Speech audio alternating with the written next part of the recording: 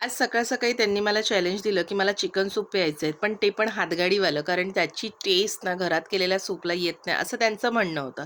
तर मी त्यांना म्हणाले, "ठीक आहे, चला चॅलेंज एक्सेप्टेड. मी तसंच सूप घरी करून दाखवते." तर ते म्हणाले, "ठीक आहे."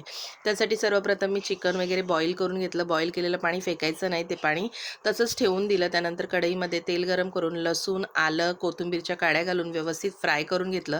त्यामध्ये जे चिकनचं पाणी काढून घेतलं होतं ते घातलं, सोया सॉस, त्यानंतर कॉर्नफ्लॉवरची स्लरी घालून व्यवस्थित सूप आहे ते ढवळून घेतलं. नंतर त्यामध्ये चिकनचे पीस घातले, चवीनुसार मीठ, काळी मिरी पावडर, थोडंसं व्हिनेगर घातलं.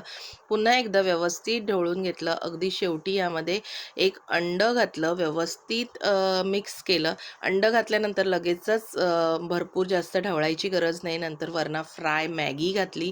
कुरकुरीत अशी मॅगी फ्राय करून घातल्यानंतर इतका चिकन सूप यम्मी झालं होतं, की चिकन सूप माझ्या आधी मिस्टरांनीच संपवून घेतलं.